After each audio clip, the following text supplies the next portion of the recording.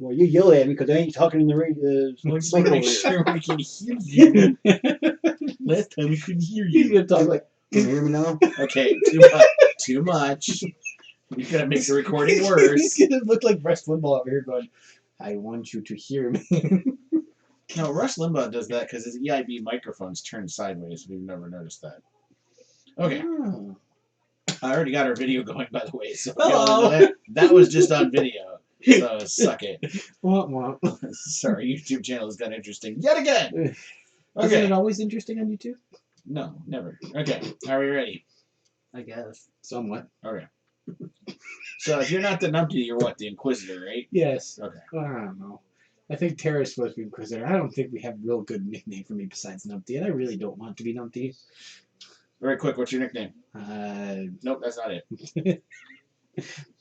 Okay, here we go. Hey folks, welcome to this episode of the GalaxyCast. I have with me three people in the studio tonight. I have with me Austin the I have with me Gary the Stud. That is me. And I am Bob Crispin, your host. Wow. So we are back in rare form because we can't help ourselves. It's post-COVID. Well, it's not even really post-COVID. It's like mid-post-COVID. I don't even know how to pronounce that anymore. Halfway to the end. And we're not social distancing here. I can't social distance. I can't help myself. Well, we're kind of socially distanced. I don't know. Sort of in our own little way. We're going to cover several things tonight. We're going to talk about a Spider-Man Sinister Six fan poster that came out not too long ago. We're going to talk about what could have been in The Rise of Skywalker. And then we're going to talk about a Mandalorian theory that only further propels my theory behind the end of The Mandalorian. And then we're going to take a break, and we'll come back after the break, and we're going to discuss the last episode of Season 1 of The Mandalorian. That's right, just in time for you to go watch Season 2 of The Mandalorian, because by the time this gets done and gets edited, that's when it'll come out. So it'll be just in time for you to find out our thoughts on the last episode of the last season. Okay, so let's get to it. So, do we know the date of this article? It came out 3 days ago. Wow, as of the day we're recording this. Which would be the 25th of September. So we'll be timing me to see how quick I can get edited. 23rd of September. Right. So there was a illustrator, Jack Kasperez, I think is how you pronounce it, or Kasper's. Pardon the artist. Kasper's. We're not good at name pronunciations. If Eric were here, he would be killing me and probably beating me over the head. He decided to put out a fan poster of what could be the next Spider-Man film. Now, there's a lot of rumors surrounding the next Spider-Man film.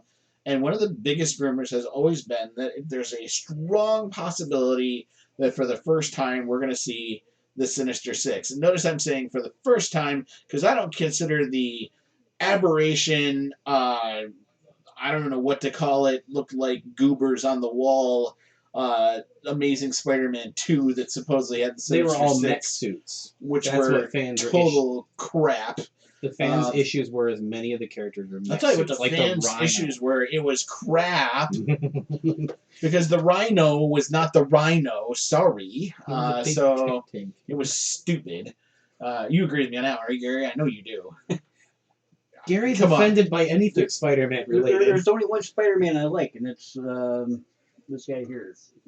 Whatever his name is. Tom Holland? Tom Holland's. Yeah, I have to agree. He's palatable as Spider-Man. He's not Tobey Maguire. Other than that, I hate Spider-Man. So this is an interesting poster. I'm gonna flip over to our screenshots. I try not to do this because YouTube loves to throttle us for doing it. So hopefully they won't. Let's see what happens. So here's what the poster looks like. I'm just gonna show you guys a minute. And the caption says that we're going to see an Iron Spider suit flanked on all sides by the members of the Six. Now, here's what Kepper says he sees as the Six. This is a dream poster, okay? This is not actually happening. This is a fan-made poster. It's not for real. Let me say it again. It's not for real. Okay, so John Cena as Sandman. He's down here in the bottom right corner, which actually, when he said that, I was kind of like, I could picture that. I had saw a photo in a different post that showed a Sandman drawn by himself. Right. And he had different hands. And one of them, he had a brick. One of them had a chair. Yep. So I'm sitting there going, is he going to do a wrestling move with the chair? Maybe. Matthew McConaughey as the Green Goblin, which it looks like to be the center right person here. That's an interesting choice, McConaughey. My only concern is he going to try to sell, what's the cars he's selling now? Like, yeah, is he going to try to sell those as Green Goblin? Javier Bardem as Dr. Octopus. Now, I don't know who Javier Bardem is. He's an interesting look for a Dr. Octopus, kind of a, I don't know, I guess midlife crisis Dr. Octopus. If to be honest, he looks a little bit more like the one out of the video game that came out for the PS4. Yeah. Although a little bit older. Top left, they've got Aaron Paul as Electro. It's kind of an interesting look for Electro, a little more tech-related. Techy, yeah. Jason Momoa is Kraven the Hunter. When my son told me about that, I'm like, dude, like if there could be a perfect Kraven the Hunter, the only thing I think Momoa could do it. I mean, seriously, isn't he have an accent like he's Dude, he's an actor. He can make it. I know he can make an accent. I just want to see him. He can make anything happen. And Michael Mando as Scorpion on the bottom left, which you really don't see much of his face except his freaking mouth, because that's the way it is. But Scorpion actually is that. I understand that, but he's saying that's what the person looks like. Yeah. Okay. You guys' name? It's Scorpion or Michael Mando. Michael Mando. Michael Mando. You can't tell it. That's the way. Yeah. So let me ask you guys, looking at this Sinister Six, which one do you like the most of those six? Which one screams to you, yes, I hope that happens? Can I be tied for two? Yeah, go ahead. Ironically, it's Momoa and Cena. You think Momoa and Cena are like the two you'd love to see like that? As much as the Tobey Maguire Sandman was interesting, Cena seems to have, I don't know, like the chiseled jaw that, I don't know, it's something out of the comic books. I remember Sandman having like this very chiseled face, but also looking kind of sad. Okay. At the same time. Like, he was like, and then of course Momoa, because he's got that freaking beard, and he just looks like when you put fur around him, he looks cool. Okay. Gary, which one would you say is the one that you're like, yeah, that's right on? Everybody in that picture. Green Goblin. Green Goblin? You like the Green Goblin? Yeah. Would McConaughey make a good Green Goblin? I think he would. Okay. Momoa, yes, he looks cool. I'll admit that, but highly doubtable. All right, we're going to edit this out for the podcast later. But my dog is laying some gas bombs over here. Whoa. Wow. Okay. Get it back. Mustard gas. Get it back. So my favorite one would have to be, of the six of them, actually, at first I was kind of like, Jason Momoa, yeah. But now I'm looking at it, I liked their version of Dr. Octopus, actually. Like, it's kind of screaming at me going, yeah, that's like almost like dead on the way I would want to see it. But how are they doing it? Are they going to do Dr. Octopus is paralyzed, so he has to use all legs to walk around? I don't know. Or is he going to walk around with the legs being able to do whatever? I guess it all depends on like how they're going to portray that. I don't know. That'll be interesting to see. Again, this is all theorizing. I mean, we don't even know the Sinister Six is going to be in the next Spider-Man film. If I was going to put John Cena in a Marvel movie, yeah, I'd make him the USA agent or whatever it is. USA agent? Yeah, but unfortunately he's already been cast. USA agent has been cast. Okay, because he's going to show up in Winter Soldier, US agent is. Which everything from the timeline you just said today have been pushed back. Yeah, we can talk about that in a minute too. But what I'm saying is the West Coast Avengers Captain America is what I'm talking about. The black version of him? Is that what you... The darker blue. Yeah. Okay, yeah. That guy. Yeah. That's what I'd put John Cena as. Yeah, I could see that because he's big and buff, and that's what. Well, he's got the chiseled chin and everything that also I'm saying. Yeah. Which, in all honesty, he should be playing the Invisible Man. So he's there, but not there. No, can't see me. Right. Okay. I only know a little bit about wrestling, and I know what that is. Okay, so now with Norman Osborn or Green Goblin, or whatever you want to call him there. Yeah.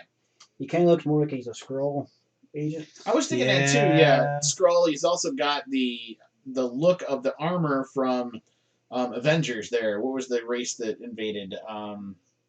Chitauri. Yeah, he's got a Chitauri armor look to it, which is kind of interesting. Which, if you remember right, in the one Spider-Man movie, there, Vulture was.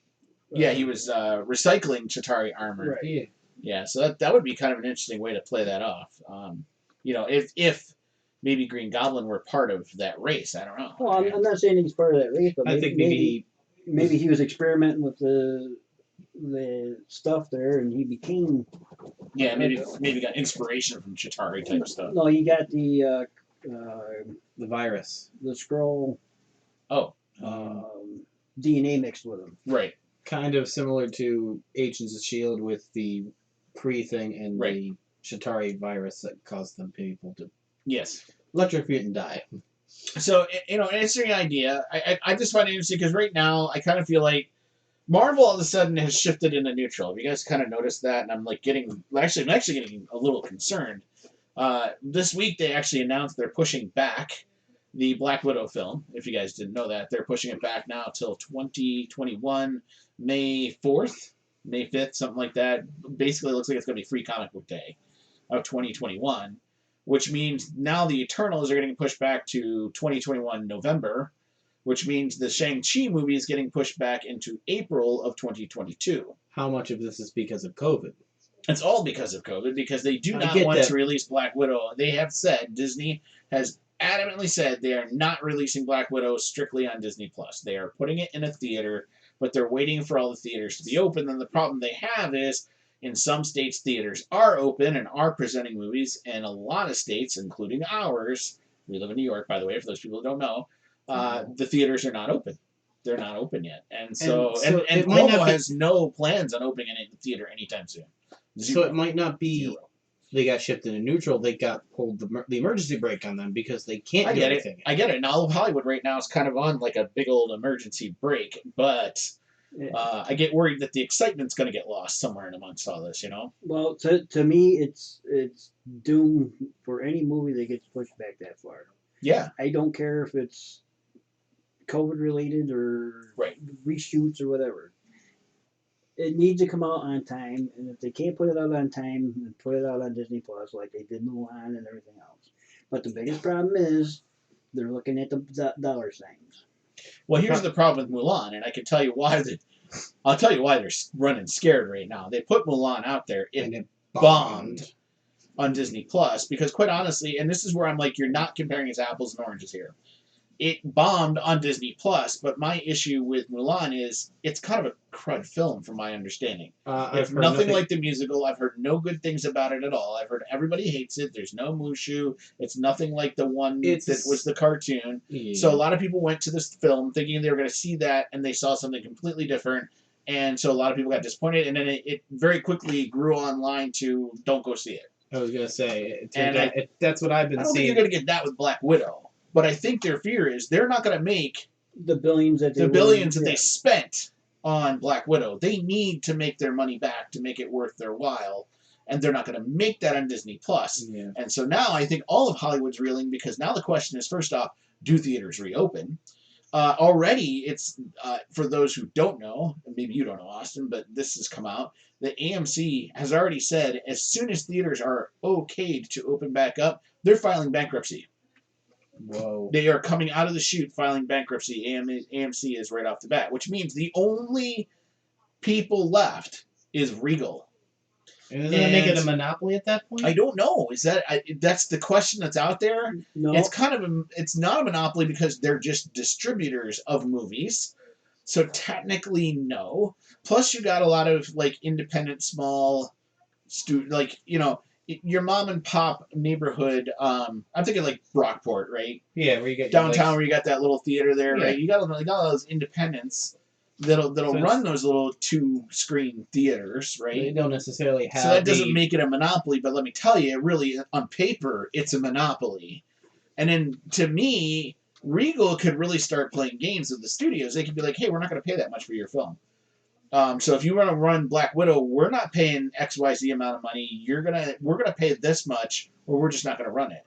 Well, and then how are they gonna get it to the public? Yeah, like when the Last Jedi came out, Disney made those movie theaters put out 2 or 3 of the bigger theaters dedicated. Yeah, they were to them. Right, they were actually their top 2 theaters, or their top 2, like their 2 biggest theaters. Mm-hmm. They had to dedicate to different sizes. The Rise of Skywalker. I didn't realize that. I thought the theaters all had the same amount of room and same number of seats and stuff like that. So if an auditorium fits 500 people, and the other one fits 500 people. The other ones are 250 people.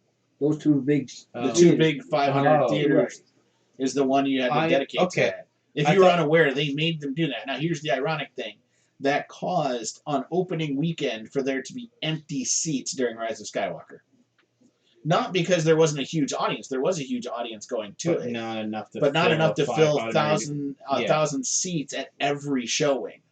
See, what was happening is some theaters were doing like 500 and 250, right? And then they'd fill the theater up. Right? Gotcha. And then they could sell another film at 500 and 250 and fill that theater up. And then they're really maximizing their profits. But Disney forced them to do this. So, yeah. Disney essentially said, do it or you won't show the film. Right. Wow. So now, it's the movie theaters' turn to go. I was about to say, now Disney, the shoe's on the other foot. Disney, Lionsgate, who's the couple, Universal, they've been really kind of, really putting it to the man when it comes to the theaters. Probably in the last decade or so, I would say, really. And now that it's about to reverse on them, I don't think the studios are ready for somebody like Regal to say, nope, not doing that. And if we don't do that, your film doesn't go out there. So good luck with all those little mom and pops, but nationally, you're not going to be coming with us. I just don't. That's. Is there a way that AMC could come back? It could potentially afterwards. It's only filing Chapter 11. Chapter 11 means that they are telling their creditors they can't pay all their bills, and they're not making enough money to basically make a profit. So they're warning those companies that if they don't restructure and fix themselves within the next year, they will have to fold the doors. And then basically, if you have a credit with a company, say like Coca-Cola, right?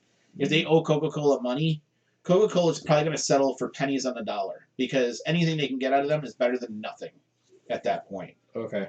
So they have like a year, right, Gary? I think it's a year you have to restructure your Chapter 11. I think so, yeah. And then after that, you're completely, you either got to figure it out or you can get bought out. You can get bought out by somebody else. Do you think Regal would be so smart to buy out all the AMC theaters and double the number of theaters they have? Or Regal could buy them all out and shut them all down. I don't know. We don't know who's thinking what. If you have an AMC theater next to a Regal, that would just turn into a big lot. And most of them do. They're competitors, so. This just goes to show one thing that I've been saying right along. What's that? Streaming services is not the way to go. No. Well, I think you're right. Everybody claims it's the future of movies. Right? I don't think it's the future. I think it's the future of TVs. I do truly believe it is the future of TV. I think that's, you're going to start seeing Winter Soldier, those kinds of shows. Those are going to be a big deal. Yes, yeah. Mandalorian has proven that it is profitable and marginable to do those things. However, for movies, there's a huge caveat behind, before I get into the movie thing, there's a huge caveat behind the TV show thing, and Disney's learning this right now. In order to make serious bucks on a show, you have to put a ton of money into it first. And every time you do that, you're rolling the dice. And that's a big risk for studios because sometimes when you roll those dice, it's a loss, and it's a major loss. And then you're talking about dealing with Lady Luck. Well, not only just dealing with Lady Luck, but now you have to weigh. Is it worth the risk? Is it not? Is it worth losing the money? Can you afford to lose your shirt on this? I mean, these are big things that these companies now have to suddenly kind of start questioning, like, does that work or doesn't it? Can that work? Can it? These are big deals. A lot of people don't think it is. It is. It's a big, big deal. How this all functions and how it all works. As far as movies, I agree with you, Gary. I think this is for right now, it's the nail in the coffin of the idea that you're going to go online. Yeah, you can't have a home theater and do everything because it's not the same. And it's not cost effective for them. It's not cost effective for them. That's the big thing. Now, do I think Hollywood needs to rethink their cost structure? Yeah, I got to be honest with you. I think they do. I think paying. And I'll tell you where it comes from. I'll tell you where you were about to say it, Austin, I think. Actor union and directors unions causing an actor to be $1 billion actor versus it being a couple 100,000, maybe 500,000. It shouldn't be. Suddenly, actors are going to have to restructure the way they're thinking about their money. There's not going to be a Hugh Jackman, $55 million film actor anymore. I just don't see that. If streaming becomes the norm. If that's the way we go, I foresee that you will need to cut costs at the union level, at the actors level, in order to make some headway. No, what I see happening is you won't have your Tom Cruise in the next Mission Impossible movie, only for the fact that I can hire JoJo from Kokomo down the street that can do the job just as good as Tom Cruise. True, and you could be having more of what classical filmmakers talk about as one-offs, where it's a film that has it has an end. But I see this as a positive. See, now this is where I get excited because to me that says the average Joe Schmo on the streets now going to have a shot at stardom. Right? Yeah. And the average Joe Schmo on the street has a shot at making $100,000 in a film, where another guy would be like, "Oh my gosh, I'd never get paid for that." And the average Joe Schmo who's like, "I'll do that for $100,000," suddenly feels rich. You know what I mean? Like, this is where I'm saying, like, you know, there's a trade-off here. These multi-million-dollar actors are kind of ruining it for the actors underneath them. To be honest, this has been my beef about things like that. You could you're annoying. Well, I've been saying this right along too. Is I'm tired of seeing the same actor. Yeah. No offense to people like Samuel L. Jackson or Chris Pratt. Their time in the sun needs to kind of set so that somebody else new can come in. No, not even going where I was going. That's what. Sorry. What I'm going is okay. You got Jason Momoa. He's Aquaman. Mm-hmm. All right. Why should he jump over into Marvel and play Kraven the Hunter? Because he'd look badass. Sorry. Because everybody wants. I know. Because everybody wants him to do it. Well, no, I get it. Maybe it's not. I get what you're saying. Like, Momoa's job. Idris Elba's been in how many films, doing how many different characters, with how many different franchises, and doing how many different things. And don't get me wrong, I like Idris Elba as a person, as an actor, all that. It has nothing to do with his color, so please don't come down on me about that one. It has everything to do with the fact that Idris Elba's been involved in everything under the sun. And to me, that's not making accessible for other actors, up-and-comers, young actors and actresses who want to make it in the industry but just can't seem to get there. I don't think it's fair for the young actors and actresses to get shuffled to the bottom of the list all the time and watch the same people at the top of the list doing all the same things. That's just not right. And I'm not talking about, like, hey, I took on the role of Captain America, so I'm playing it for 12 films. I'm talking about, like, they're in 12 different franchises doing 12 different characters because they can. But the same genre. Same genre, right, yes. Yeah. Right? Because I don't want to see... Yeah, I get what you're saying. I don't want to see Jason Momoa as Aquaman and then come over to Marvel and play another Marvel character. Right.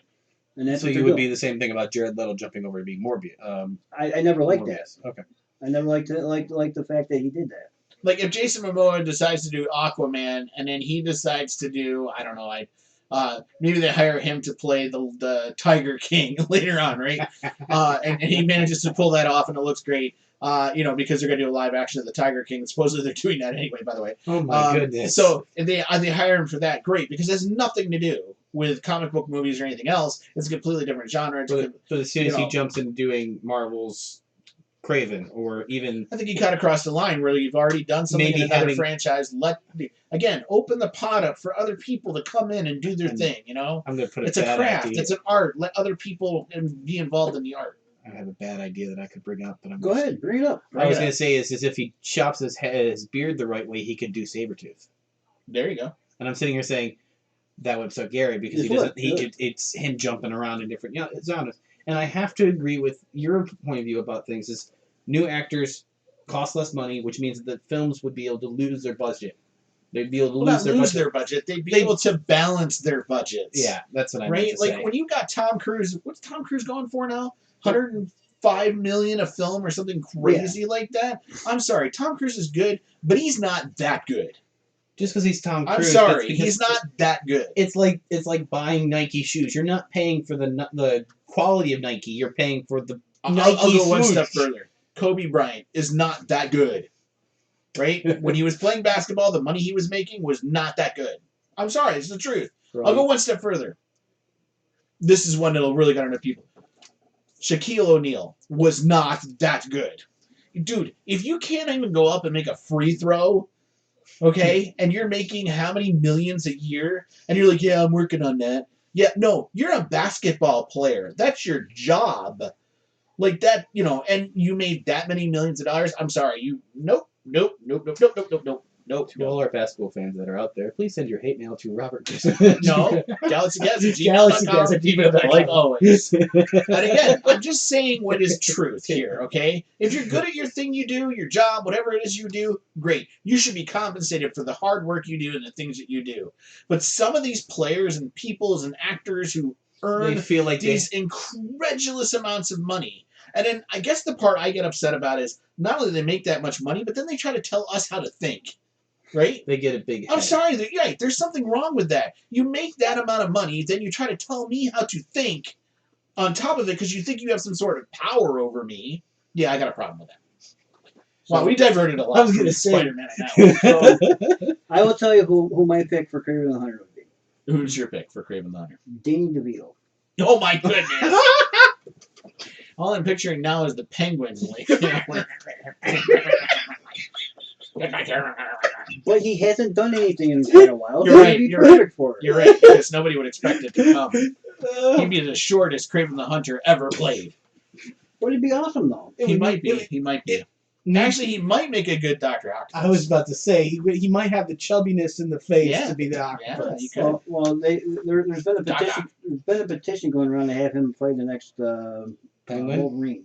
Wolverine? No! What the deuce? What, are we gonna put him on stilts? Are we gonna put the camera through the floor and at the bottom and like look up at him all the time? He's the correct height of Wolverine. Is he really? Wolverine is 5'2". He's supposed Holy to be. Crap! I can play Wolverine. What? I gotta get in shape. I was gonna say. I gotta start working out. I'm gonna be buff. The next time that was my biggest argument I had when Hugh Jackman was pulled into the role. He was too tall then. He's like 6'4". Yeah, he's way too tall. Wow. I didn't realize Wolverine's that short. Yeah. But that would make sense because I'll have to go back and look at my comics now. I gotta look at him I differently. was gonna say it would make sense for a lot of the things where he's having Colossus do fastball special and throw him. Yeah, I guess that would make sense. He can't jump. He's too short. Yeah. He's a short white guy. He can't jump. And he's been called Runt a lot. This is true. Okay. That is a completely new thing I have never understood. I learned something new tonight. Thank you, Gary. Okay, let's move on to our second subject. So, this article came out 8 months ago, but it was interesting nonetheless. Gary kind of pointed this one out to us. It was kind of like, wow, I did not know any of this. So, for people who didn't know, which is why I don't remember it. Yeah. 8 months ago. You were like, wait, I did this? Yeah, I was like, yes, you did. Colin Trevorrow was supposed to direct the last Star Wars film, The Rise of Skywalker. Remind me why Trevor didn't? Did he piss off Kennedy? Or did he upset Kennedy? How did that go down, Gary? I forgot. I remember he and Kathleen did not get along. Yeah, there's that, and Rain Johnson kind of screwed everything up for that. Yeah, Ryan Johnson. For anybody else to play around in the world, and I think actually Trevorrow walked out on his own, if I remember correctly. And it says he split with Lucasfilm with creative differences, and J.J. Abrams was brought on to replace him. So it's come to light that apparently there's some concept art that has surfaced, giving a visual flavor of Trevorrow's movie, which he was going to title Duel of the Fates, which I think is kind of fitting, actually. I was going to say, we've talked about the title Duel of the Fates being something I would have loved to see that over because Rise of the Skywalker. Well, and the reason I say Duel of the Fates is like it would have wrapped it up nicely and brought it back to the beginning because you had Phantom Menace, but inside of the Phantom Menace was the battle of Obi-Wan and Qui-Gon and Maul, and that's often called the Duel of the Fates. Isn't that the whole soundtrack? Yeah, the soundtrack is titled the Duel of the Fates, that whole scene. But who was the Phantom Menace, though?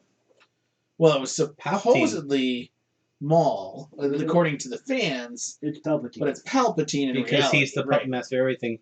And we he's pulling the strings. Also, slight side note is you even said this. Lucas is upset because technically Palpatine won. Correct. At the end of Rise of Skywalker, it's not Rey Skywalker, it's Rey Palpatine. Right. By birth. Correct. So Palpatine actually wins. Palpatine wins. Right. Which has caused a lot of controversy. Yes, and that's actually one of the reasons, I guess, that Kathleen Kennedy is very unpopular over at LFL, because she took something that everybody agreed would never happen, and that is that the bad guy would win. And she flipped the entire series so that the bad guy wins. Think about that. And this is pushing George to come back because rumors are that Lucas wants to get back in the next 3 films. The 5 or 7 points on Disney's desk for Lucas to come back is Kathleen Kennedy is fired, right, and that the newest trilogy, the Rue 3, they're gone. Right. Call them a bad dream, legends, whatever you want to call it. And Lucas creates his own. Right.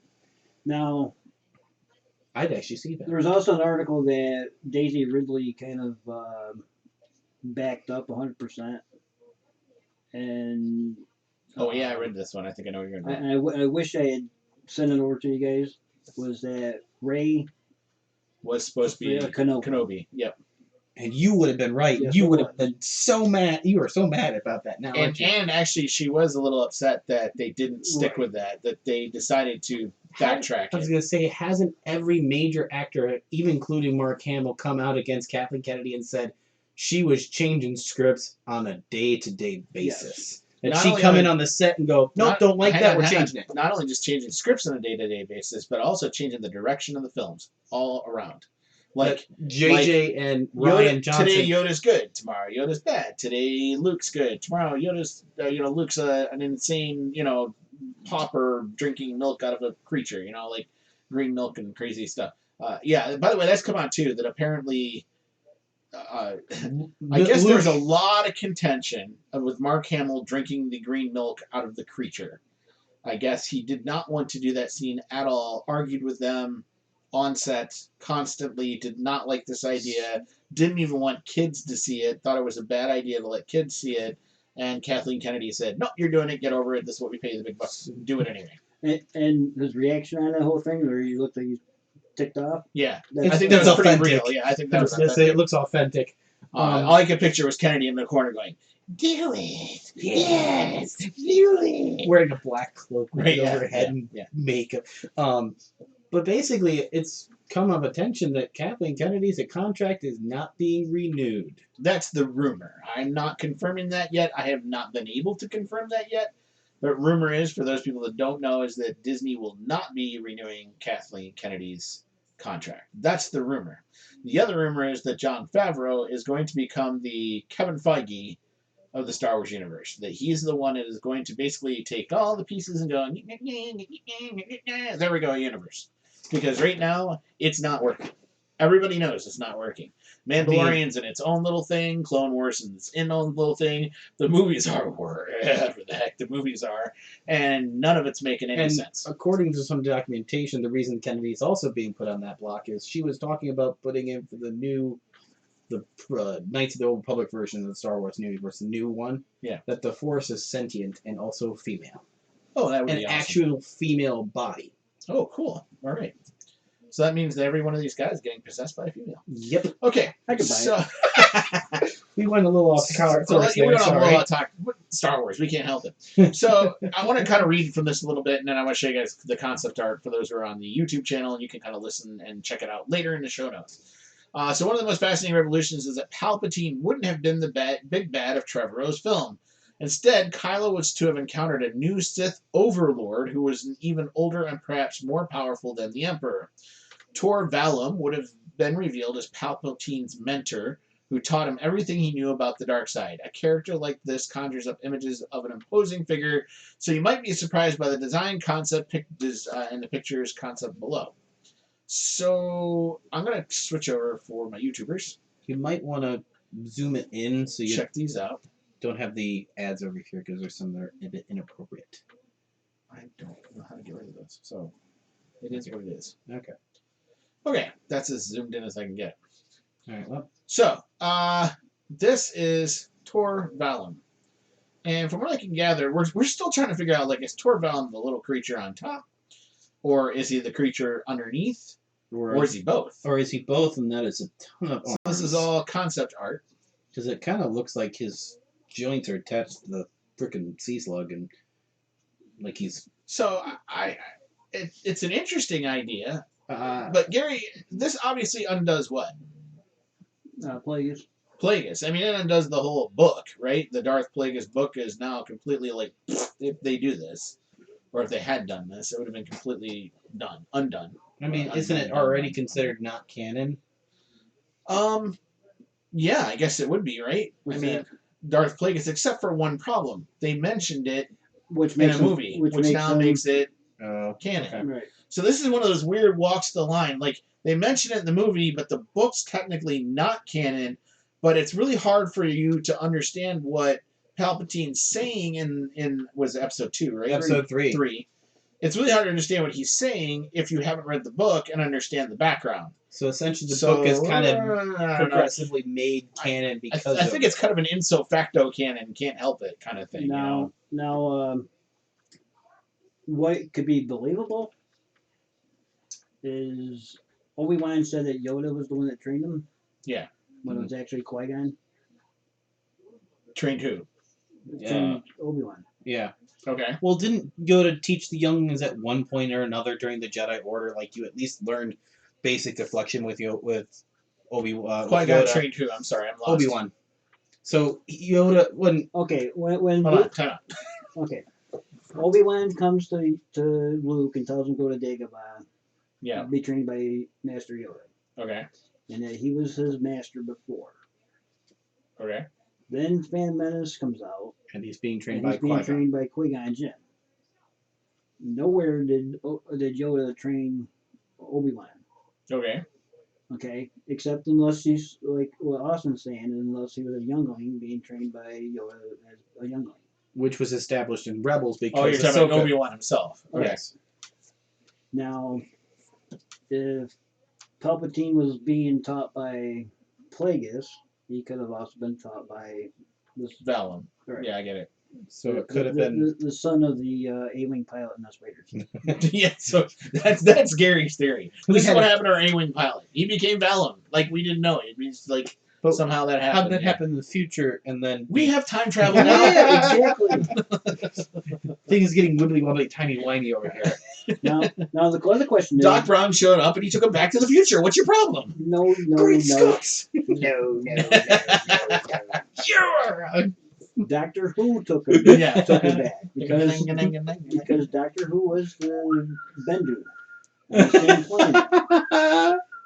Remember, Bob? Yeah, because it is voiced by the guy who played Doctor Who. Yes, Tom Baker. I was gonna say I knew it was Baker or something. So it's kind of an interesting concept. I part of me wonders if we'll first off, I would have loved any film other than The Last Jedi the way it was. You mean The Rise of Skywalker? The Rise of Skywalker the way it was. I'm sorry.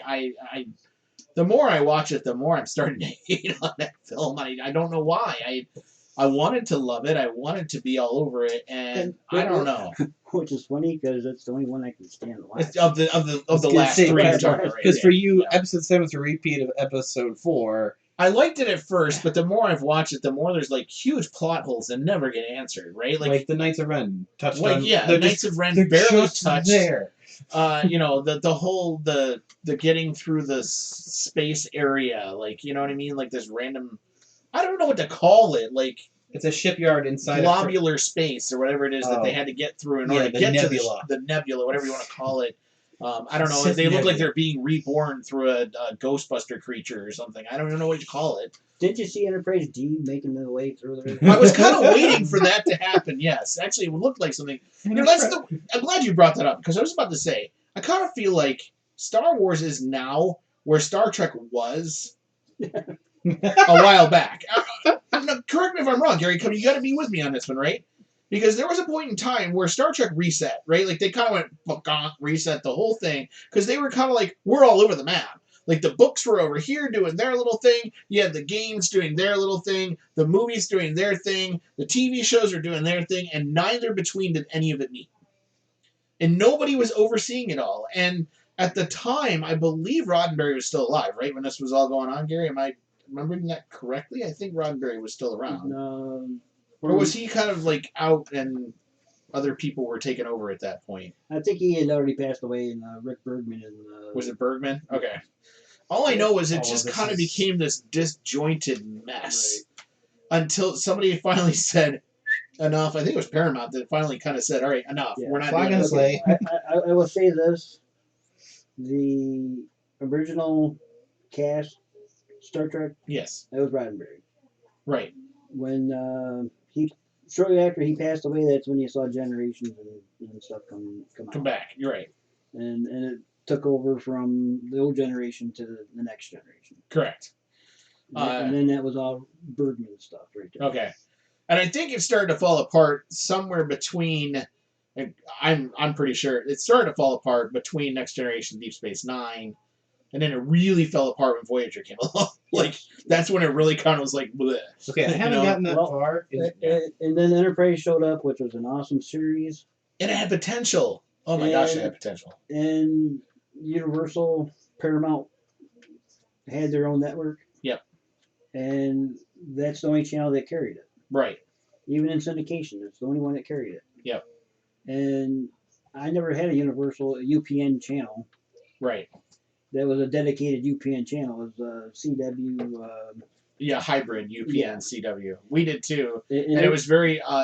We could never tell when Enterprise was going to be on. Like it was. Yeah, and every time Enterprise was supposed to be on Saturday night at 8:00, it got interrupted because we have my local channel had those Scranton Red Barons games on. Okay. Yeah. So you never knew when it was going to be on at all. Yep. Yeah, we had the same problem here. It was kind of like the Firefly moment, right? When you couldn't tell when Firefly was going to be on. I had no idea when Star Trek Enterprise was going to be on. I know, but that was the problem with Firefly was when Fox would air it was like midnight on Saturday night. And you'd be like, wait, what? So why did they give if the Yeah. That's why Firefly was it was killed by Fox itself because they didn't air it. Fox just put it in a terrible time slot. Yes, absolutely. No, it's like no. This his Fox channel did it. Most Fox channels did. My local Fox channel had it on at 8:00 on Friday nights, like it was supposed to have been. Right. It was most Fox channels were not doing that. Let's be realistic. Most weren't doing it. So somebody needs to be communicating to all the Fox channels. Say you put it on at this time, or no, not at all. You'd like to think so, but yeah. So anyway, going back to my point, I feel like Star Wars is there right now. We've got our books doing their own thing. We got our comic books doing their thing. We got this TV show, Mandalorian, on Disney Plus. You got the movies kind of doing their own thing, and quite honestly, I don't see any of them talking between each other. Well, the biggest problem I have is they show the movie. Yeah. And then they bring in the comic book tie-in to it. Right. That explains everything. Right. Like and what the comic book doesn't explain, some author writes a book that explains the rest of it. Right. And so you have to be doing all of it. So I'm in the same boat as Eric is. I shouldn't have to watch a movie and then read a comic book or read a book or to find out what's going on. Or both. Right. Right. I agree with you. Would you prefer they did flashback movies where every once in a while we'd cover a movie that would fill in a plot hole and it'd be a bit of like a meditative I'd rather they just be really good with their storytelling. I How know. hard can that be? I get that, but if you're done, you're already in the plot hole mess, how do you fix the plot hole mess without just like saying the stories are no? This is how you fix it. You tell a story in the movie. And that's about it. You can't fix a plot hole. You want to fix a plot hole? Write a good movie. Write a good movie. Exactly. Write a good script. Okay. Don't have a plot hole. Okay. When you first watch A New Hope, did you care what Han Solo did for New Hope? I mean, a little. I kind of wanted to know how he and Chewie met, because... Yeah. I mean, 6 foot walking carpet doesn't really just walk and hang out with a frickin'... Why not? It's an alien world. I know it's an alien world, but part of me just wanted to know how the life debt happened. That's about it. But, you know, it's why, Gary, you and I were enamored by Boba Fett, but his generation never will be. Right. I was enamored by Boba Fett. Okay, but here's the thing. We were enamored by Boba Fett because there was no background on him. We knew nothing about this character other than he was a bounty hunter and he looked BA, okay? And then I could make up my own backstory on the whole character myself. Now your generation comes along and is like, well, I want to know what happens with Boba Fett. Okay, I want to know how he became a bounty hunter. How did that happen? Show me. I'm going to say this, and this is because this is something every single person I've ever talked to when I do writing about stuff is, don't explain things in backstory, explain it through doing. Yeah. The problem is you doing that becomes a double-edged sword, because if you don't do it right, if you don't explain it the right way, they never get the concept. But why do you have to explain it? If a guy's standing there, he looks BA in his armor, You don't need to explain crap. I'm not saying he just looks BA, and you're like, dude, I want to be that guy. Yeah, and then your generation comes, what do we do? What do you do? We do did all this stuff, and then when they do it, you're like, it's not what I expected. To placate your guys' whining about it, you take the badass character and you make him into a wuss. Yeah. Okay. I didn't see it that way. I did not.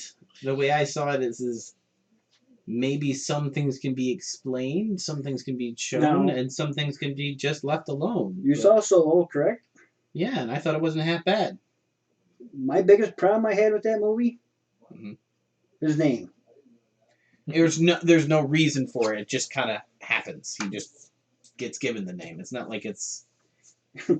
All the other stories that were written about his past and stuff, he is a Corellian named Solo. Right. Right. Solo is a Corellian name. Right. It's not he's by himself. He's Han Solo. Yes. I'll agree that was a bad decision on whoever decided that was a good idea. Now, the ironic thing is, one thing I liked in that movie was how he got his blaster. It was actually kind of cool. I was going to say, I really want to see that blaster put together being used. It was cool. And that's probably the portion where I'm sitting here and he did the, nah, it's okay. The spin trick fine thing. The way it is. Yeah. But I liked seeing the way he got it. It was a cool, I really did. And then the Millennium Falcon. They nearly killed it for me. Why? They made it into a sleek-looking limousine. Yeah. Well, it was before it got a major amount of sorry, upgrades. But it was always supposed to be a hunk of junk. Right.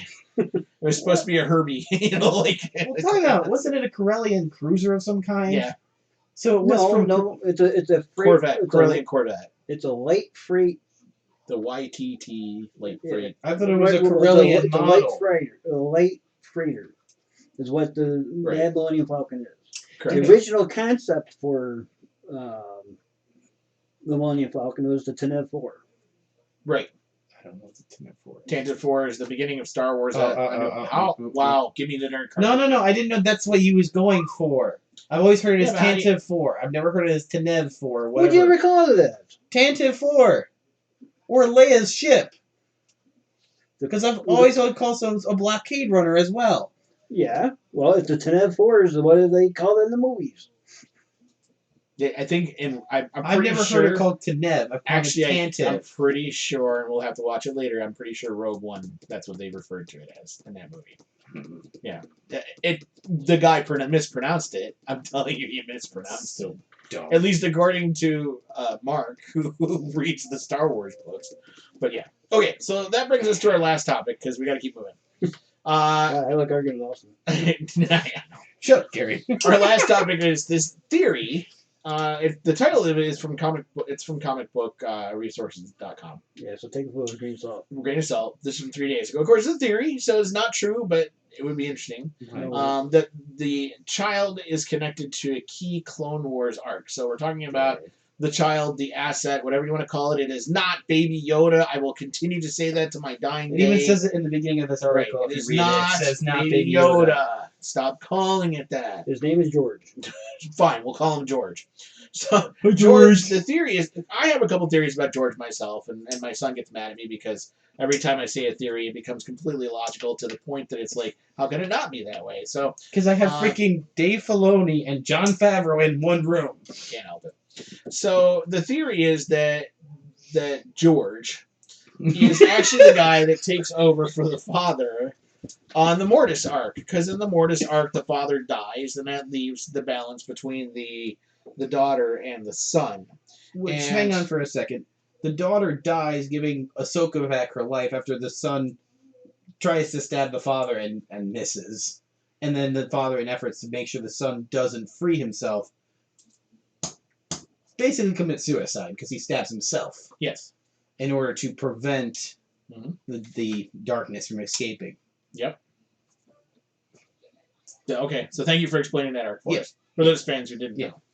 And what the point here is that the George is supposed to bring balance back to the Force, because you can't let evil just win. there has to be balance between evil and good, and so George may actually be the answer. And it would make sense because Ahsoka would be able to help the child, George, balance this all out. And then, by the way, the timelines kind of line up too. They talk a little bit about the fact that we're talking about, in the Battle of Yavin, and it's 41 years before it. And it was said to be, because he's roughly 50 years old, right, that he could be of age to be in that situation. Correct. He'd be right about the right age to be on that timeline and right around that time period. So it's an interesting theory. It kind of holds up to my theory, too. I have been saying all along since we watched The Mandalorian, I still have of the theory. Now, Gary, I think, vehemently disagrees with me on this one, so correct me if I'm wrong on this one, Gary. I still think we have not seen the Chosen One. I think the Chosen One is yet to be determined. And I think it's quite possible that the Chosen One is George. That he's I don't know what else to call him because he's not Baby Yoda. It's such a lackluster name. It's not powering of any kind. We'll hug him and keep him and hold him forever. So George is the one who is going to bring balance. In other words, bring the Jedi back to their full strength and bring them back to the Order. And I think that's why you're only going to see Ahsoka in one episode of season 2, because I think she's going to show up at the end of The Mandalorian and take George off to go start the next Jedi Order. I think otherwise. I think they're going to go into Mortis and bring balance to the All Force. So it's going to be Ahsoka will take up the place of the daughter, he will take up the place of the father, and the son will be replaced by some Dark Lord. Or kind of Luke Skywalker, because he's kind of gray at this point. Could work. So, Gary, you disagree with me on this. I know you do, because you believe what? Anakin was the Anakin is the chosen. Is the chosen one, yes. And it wasn't the deal with he was to bring balance to the Force, which he did, because there was hundreds of Jedis out there, and there's only 2 Sith Lords. Yep. And he eliminated the whole Jedi Order down to 2, which was Obi-Wan and Yoda. Which I can get. I get what you're saying, and I understand what you're saying. I'm only saying that I don't think Anakin. Well, I'm not saying that I don't think Anakin did that. I think Anakin did do his part. He played his role. And the other reason I say this about George is because Yoda even kind of hinted at it during Revenge of the Sith, where he said maybe we misinterpreted perhaps misread the prophecy was. Right, the prophecy. There's possibility of this prophecy that they were told. First off, I have a lot of questions about the prophecy, and I wish we knew more about it. Like, if there's something they could explore a little bit, the prophecy would be something cool to explore. Okay, so let's make the Star Wars movie The Prophecy. Right, why not? But I'm saying that actually would be a good movie, because you could, actually explore the beginning of the Jedi, how it was created, and who provided this prophecy and why. Right. The prophecy was put out there. You could go back as far as the Jedi Mandalorian Wars. That's what I mean. Yeah, start right there and move up. Right. Right. Because you've got so much that you could play with. There's a whole sandbox there of years that you could play with, all the way back to lightsabers that needed backpack power cells in order for them to work. And it could take place in the Jedi Library. Correct. Yeah, a lot of it could be centered around the Jedi Library. But yeah, and Anna could explain Sith holocrons and Jedi holocrons and the prophecy and the whole 9 yards. Maybe you can explain this. This is a side note. Why are Sith holocrons triangle and Jedi square? That's why I'm saying they should go back and check it out, because I don't have any clue. Okay. Other than it looks cool. The other thing that they could do is they could describe the prophecy and then describe how the Mortis gods went off to become Mortis. Because... No. I think you leave Mortis out of it, to be honest with you. Well, leave that whole story arc out of the Clone Wars completely out of it. Yep. Yeah. Personally, I think, because didn't they in the Clone Wars kind of hint that the whole Mortis thing was a dream, right? Because Gary, you even said that they're going to say it's a dream at the end, and they were like, it's a dream. I was like, come on! Filoni's telling us right here that it's a dream. So, they said it was a dream, and I really do think they should leave it as a dream. That Anakin had that somehow Ezra managed to be able to use to open up the portal into time. Yeah. Right. That's the role that Mortis played. Gave them ability to time travel. That's really the only role that Mortis played. That's why I don't necessarily believe with the comic book resources article here, because quite honestly, I don't see the Mortises as being that important. I just think it was a thought. It was an afterthought in a Clone Wars episode. I see it as a time filler, to be honest with you. Yeah, I just looked at droids. Yeah, that are still whirling through space somewhere.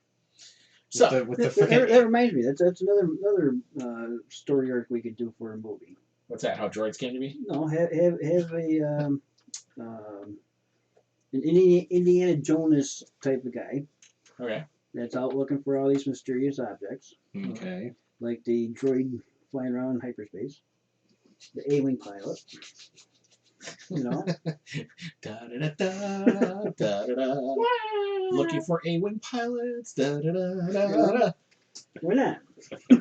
Yeah, and he can carry a light whip instead of just a whip. That'd be awesome. Yeah. Yep. And a blaster. Yeah, and a blaster.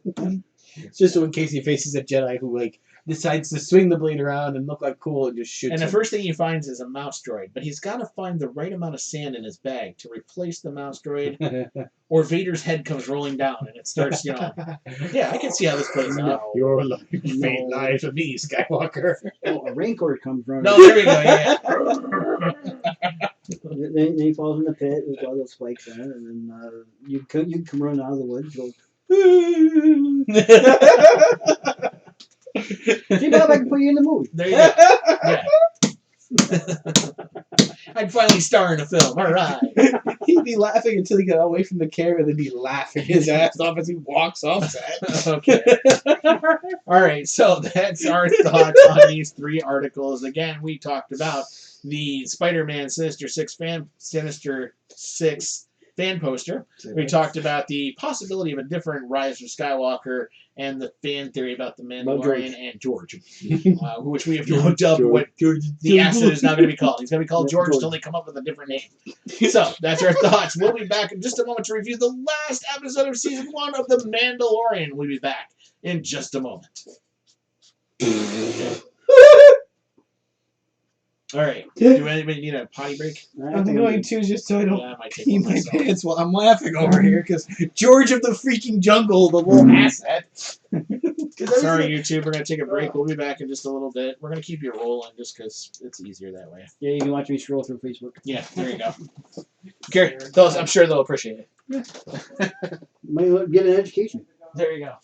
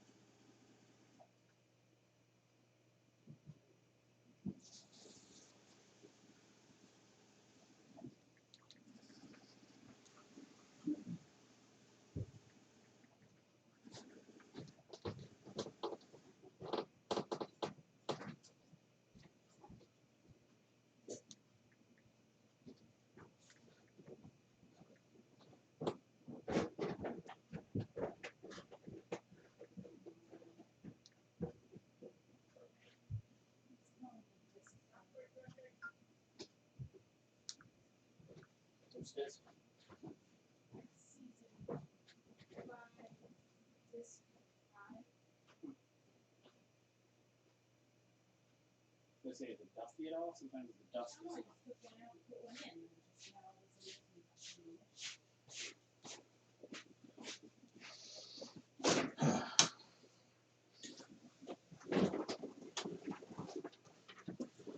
So, I'll tell you afterwards. Okay. I don't want to say too much over YouTube. I get it. It's just that time.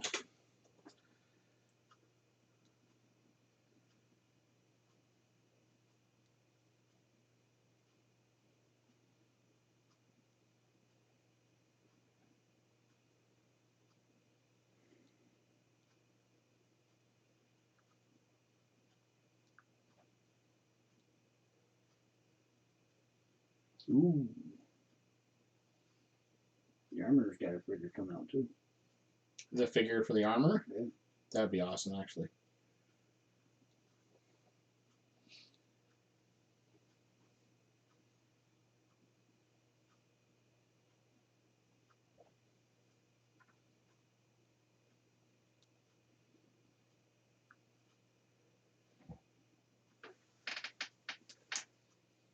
Nice.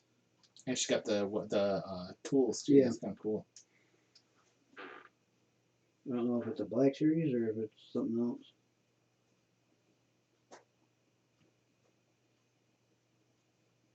Yep. You've read that? What's that? Oh, I thought you were reading this. No, I was reading Hasbro Pulse, and they're revealing the Armor 6-inch figure. Pre-order on 9/25 at 5 p.m. exclusively at Hasbro Pulse.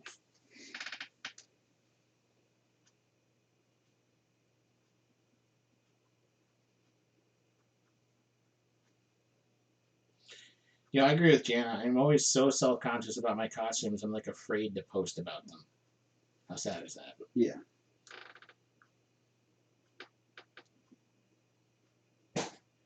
Well, it's getting to the point where you can't say anything about anything anymore. Yeah. Getting chastised about something.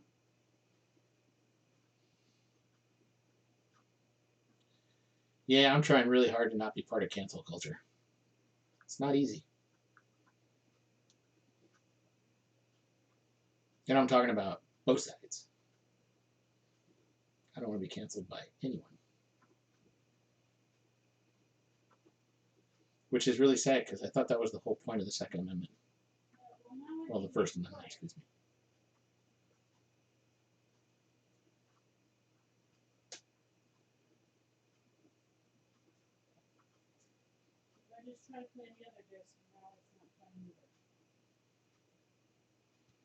Have you tried unplugging the player and plugging it back in, dear? Literally, you're going to tell me to recycle the batteries? Yeah, sometimes it works. I'm gonna laugh if it does.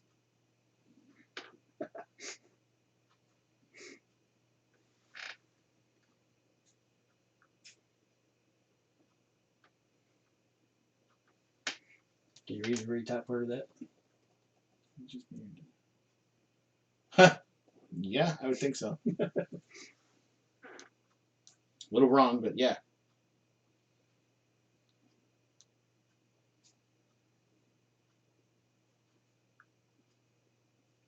Yeah, you should see the CRLs for this thing, man.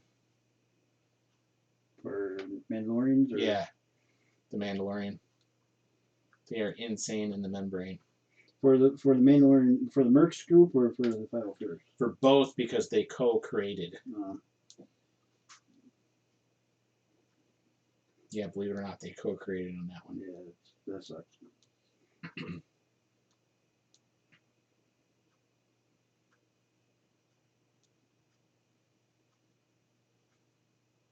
Yeah. Christmas Babu Frick. What's that? Christmas Babu Frick. Yep. Apparently he's part of this set. Click on the box up there. I actually kind of want that. Yeah, there he is, yeah. That looks freaking cool. It does, except for the red underwear. Oh, on Babu Frick? Yeah. No, it's a green chaps. Oh, over here, yeah, It's okay. the green chaps. Is that, like... Is that supposed to be, like, fluffy? Oh, so it looks like it's supposed to be the cod plate, but still, it's just... Yeah, but I think he's got fluffy innards on his cod plate. Either that or he hasn't shaved in a while, I'm just saying. That's what I said. Up until that point, that one looks a little better. That looks better. That's a snow trooper right there. With a porg. Yeah, you could be killing a porg, Gary. Right. It looks like somebody like duct taped over it. You know, like, So my mother sent me a message. Can you bring toilet paper? life, just so you know.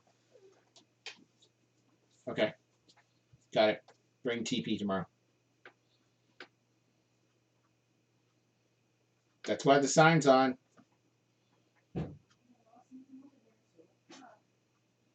We just have the video going, that's all. I'm going to close this out because we know you're okay. Yeah, good. Yeah.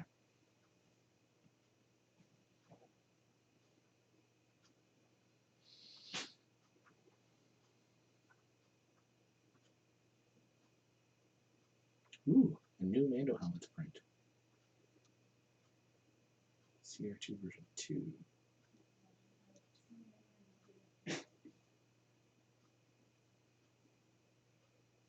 That is one big horse. Holy cow. Yeah.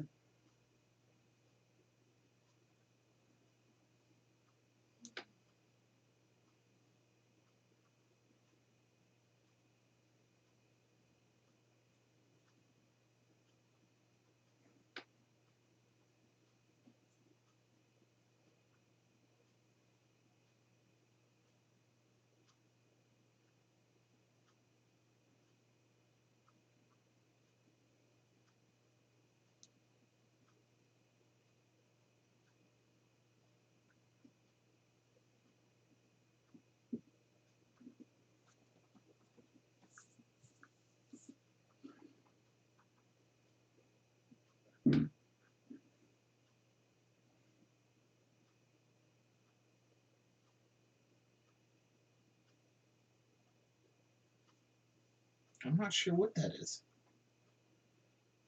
I know it is. What is it?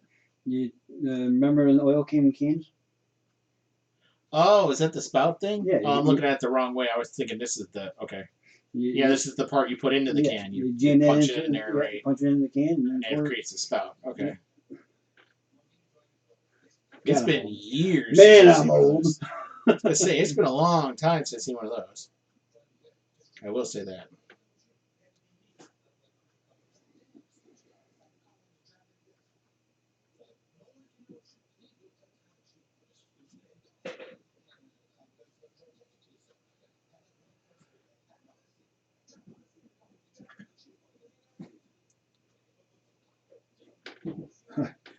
Chris Lucky, or I think that's how you pronounce it, posted this the other day.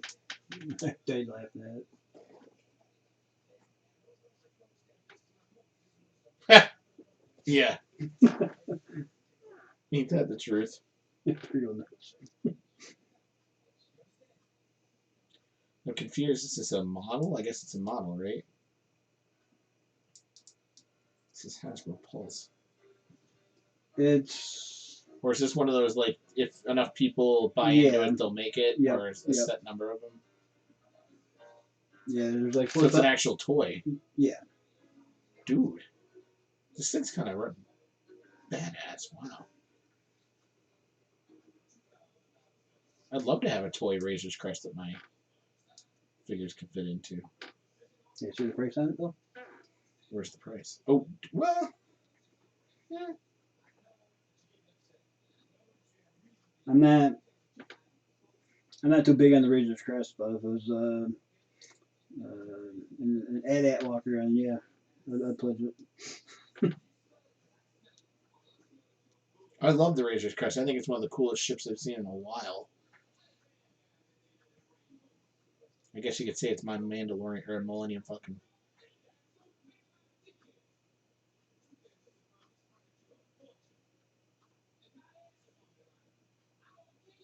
I don't know if I like the... That's a weird look. Yeah, I don't like it. I have always liked the TIE Pilot one. But, yeah, I'm not a big fan of him.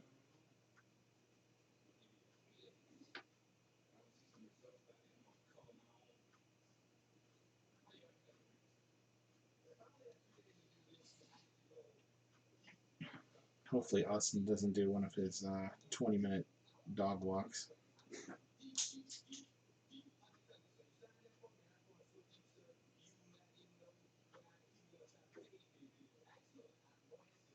All right, YouTube, I think we're going to pause you for a little bit. We'll be back.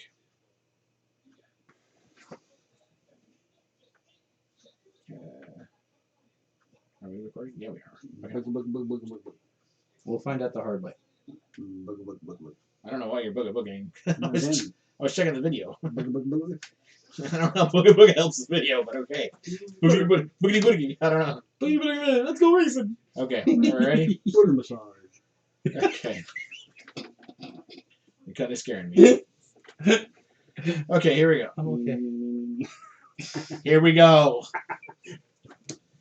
Hey folks, welcome back to this episode of the GalaxyCast as we talk about Season 1, Episode 8 of The Mandalorian, titled Redemption.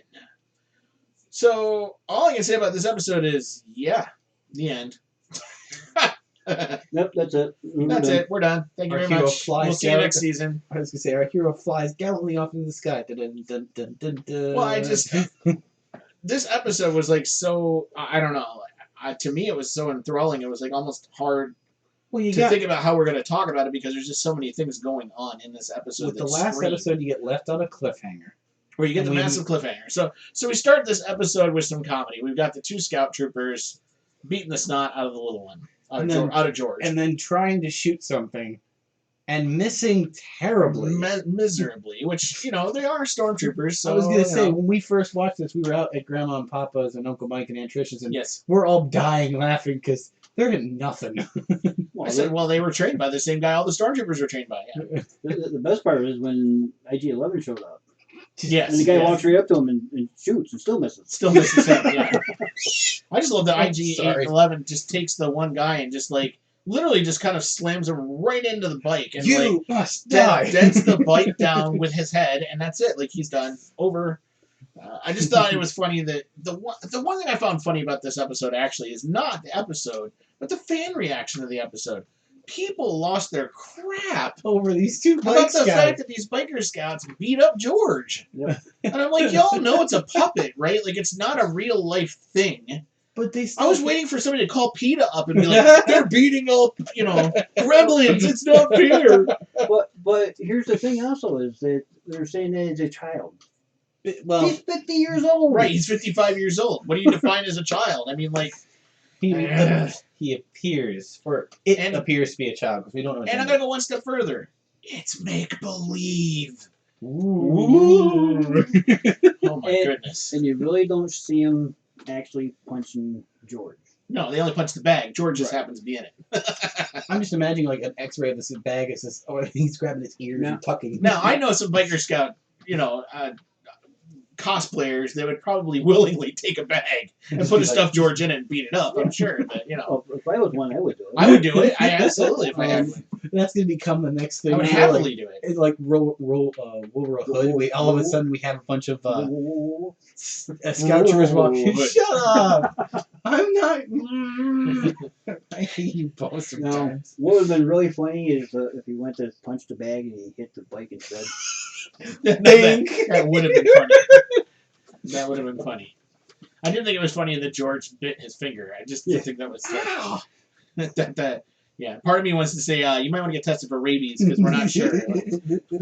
I mean, or I'll go one step further. You might want to get tested for COVID. We're nobody put the swab on his nose. We're not sure. We might have to go in his ear and go down his nose. I mean, I don't think it matters because IG-11 just face punched him into the bike and had a Mortal Kombat no contest. And then that was that. So that was the other one. He got his arm broke. Yeah, he got his arm twisted off. Basically, I thought that was the guy who was talking all sorts of I know. The one that got his arm twisted off, I'm pretty sure is the Jason Sudeikis one. So for those who don't know, Jason Sudeikis from Saturday Night Live fame was one of the two biker scouts. I'm pretty sure it's the one that had his arm twisted off. And it was the one that had George in the sack at the beginning. I'm pretty sure he's the one. And the second one is the one that got his finger bit and then got slammed into the bike. Yeah. So IG-11 comes along and saves George, which I thought was kind of interesting. And then, of course, the little stupid thing so then we go back to the, I don't know what you call it, the domicile or whatever it is. It's bar. A bar, I guess. The bar that cantina. The bar that has been besieged. Right, they've been besieged. And this is where we learn that the Mandalorian... We finally get what a Mandalorian is. And I'm kind of glad they tried to at least explain it to people who had no idea. because a lot of Star Wars fans don't know what a Mandalorian is, and ironically, some Star Wars fans still don't know what a Mandalorian is, and they've been Star Wars fans. I'm like, how do you not know? The idea of the Mandalorian, and this is why I like the Mandalorian. To me, it represents. And I'm going to say this, and it's going to sound awful, but I don't. In politics today, I don't care. It's the United States. The Mandalorians represent the United States.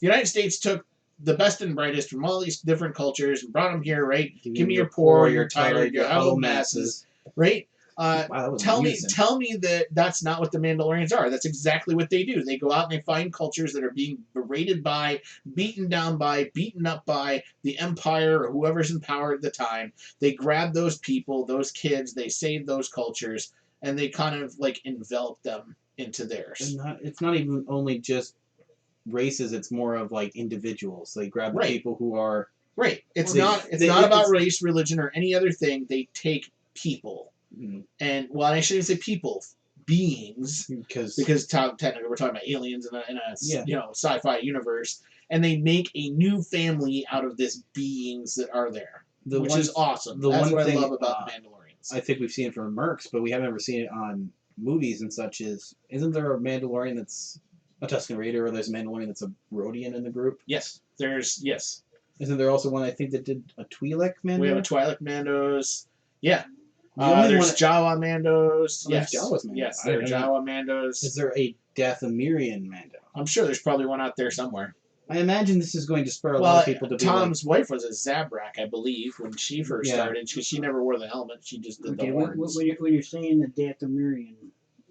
I was meaning more like Maul, but that might be a Zabrak more than anything. Yeah, because you can't have a Force using Mandalorian. Yeah, we've had that argument a million times. Yes. Yes, Mandalorians are not a culture. They're not a religion. It's just a thing. It's a group of people that creates its own family. Yeah. That's the way I look at it. The planet Mandalore is just the home world where they gather. Yeah, it's the home world where they gather. It has no... And where they're led from. Yeah, it has no hold, because if you notice, there's also planets like Concord Dawn and others that have more... So if you're Mandalorian, you're not from Mandalore, which Creed Garga had a hard time understanding that, right? And Grief Karga, whatever his name is. You said Creed Karga. Creed, okay? That's Creed. All I know, man. It's Creed, okay? Creed had a hard time understanding that Mandalorians are not necessarily from Mandalore. They are a thing. They are Creed. Creed. They are whatever they are. And I was glad they brought that out in this episode. And they talked about that because it needed to be talked about and needed to be presented. And we got a chance to hear Din Djarin's real name, finally. What's it? Din Djarin. So that's, yeah. So say his name. There you go. Din Djarin. Din Djarin. Say my name.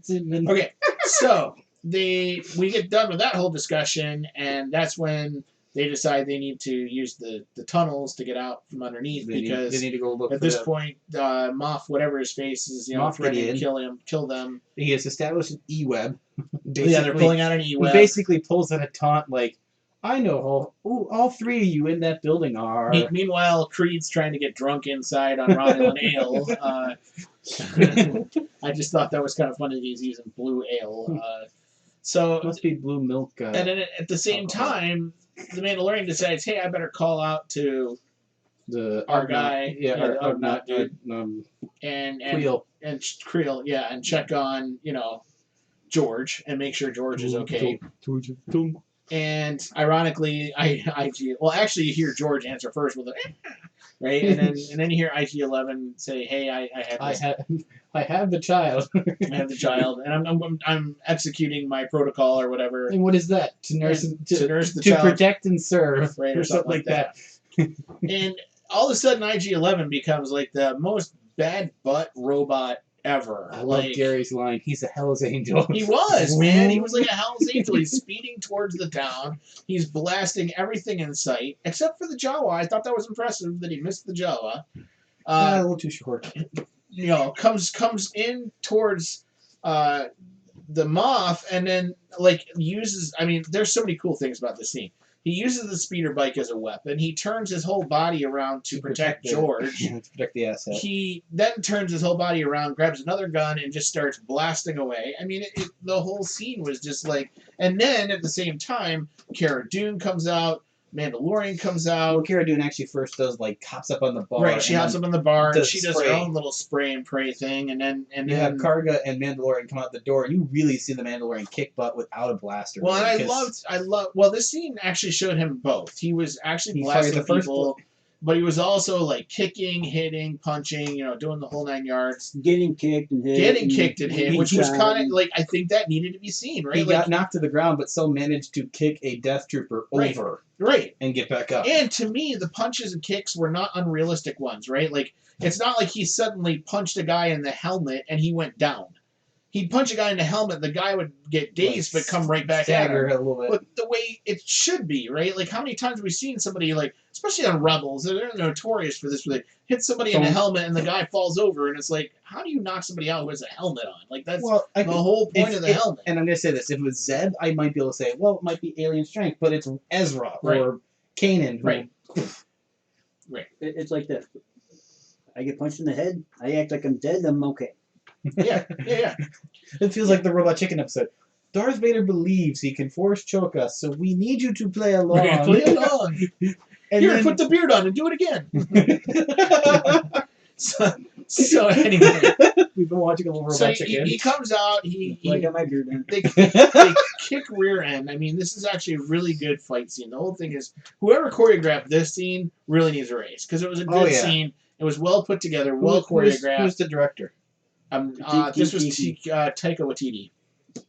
Was this particular episode? I was gonna say he knows what he's doing, but they did show who was the most BAA character of the whole. Oh my gosh, the Moff! Like Gary pointed out, like, and I've watched it a couple times. I noticed it, but like you made a valid point. Get to a point it where makes him feel like he's really BA because he walks around and doesn't flinch, doesn't anything, just kind of observes. Watch The Mandalorian, and then out of nowhere, just kind of pulls out a gun and takes one shot, blows up the power cell to the E-Web. He takes two. But he blows up the power. He didn't even shoot at the Mandalorian. Yes, he did. He shot him in the helmet to get his attention. Oh, did he? Yeah. Oh, that's right. And then he turns around, and the Moff takes 2 seconds to realize if I shoot him, it's not going to work. He's wearing a Beskar. But if I shoot the box, it's conveniently right behind his head. Which is also the power cell for his gun. The gun, which will disable his gun, but it'll also disable him. Right. 2 seconds. Which we didn't talk about that either. And the fact that the Mandalorian, at the end, grabs the E-Web, goes crazy. What happened is he started seeing that IG-11 was getting hit from multiple sides, so we're losing this battle.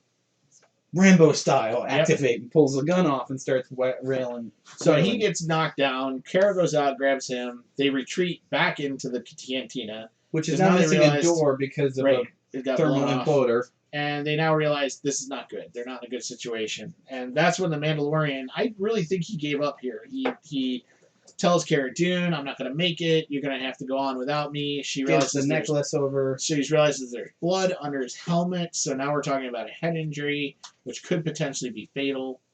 And at this point, the IG-11 is cutting the hole in the grate. Yeah. And there's this argument about whether his helmet should come off or not. This goes back to the whole argument of this is the way, and we don't take our helmet off, and blah, blah, blah, blah. I'm kind of over that argument because the 501st kind of ruined that for everybody. Mm-hmm. The whole taking of the helmet off argument thing. What did the 501st? Did you forget about that? Kind of. So they made fun of the mercs because we take our helmets off to talk to people instead of talking to them with the helmet on. Long story short, that's how I explain it to people. It's freaking difficult. I'm not going to go there. So we have a nice little discussion in there, and that's when the Moff tells him to burn them out. Yep, he tells them to burn them out, and the Canadian trooper comes along. Yep. Oh, Canada. That's much of that. Yeah, you're not singing the right song with the different wrong lyrics over there. It's Oh Canada, our home and native land. That's right. I know Canada's national anthem. Oh, aren't you so special? I have went to enough hockey games. So, ready? Woo! Yeah. So, long story short, keep your stick on the ice, all right? Okay. Yes, I've been watching Green lately too. Because the handyman's That's Harold from Red Green. If you don't know, go watch Red Green. It's on YouTube. Okay. Okay. They do that remarkably well. I know, right? So, the Canadian trooper comes in and he goes to burn them out, and yet again, out of miraculous nowhere, George does his job. He waves his little hands. Makes the little thing happen. We have this epic shot where it looks like he's like, I must be ready. And he stands up. I thought it was kind of cool that, I mean, Gary pointed out, we've never had a Jedi Knight ever before this point stop fire. It's a valid point, Gary. I don't think it's ever happened. Yoda did something similar in the Clone Wars, but it wasn't fire. I mean, did Mace Windu stop the fire coming out of Jango Fett's gauntlets? Nope. He just ran from him, right? He just ran. Caught his robe on fire and he jumped off. Right, he dodged it, right? And so even then, when Kenobi faced a similar something, it happened. So George might be more powerful than Mace Windu. Think about that for a moment. He's actually as powerful as Master Yoda because Yoda did it with the gas canisters for the Zillo Beast during the Clone Wars animated series. Yeah, he did kind of, He and a few other Jedi created a cloud to be able to prevent themselves from being it was like a dome, so they wouldn't, die. I mean, it's a valid point, but it's not quite fire. That's a little different. No, it's not quite fire, but it's gas. But that was impressive that George held off the fire, and not only did he hold off the fire, he pushed it back at the guy. He even did like a flick, like a... Right, and kind of... Get out of here! Yeah, kind of made him explode, which was kind of cool. It was a great way to stop that scene. Which means he had a World War II flamethrower on his back. Yes, because apparently all the propane was in the tank. It's true, because he was wearing a backpack. Yes. The ones that used in Vietnam... Mm-hmm. You could shoot at those tanks all day long. And they wouldn't. They would just spill the liquid, but they wouldn't actually blow up. Yeah. Oh.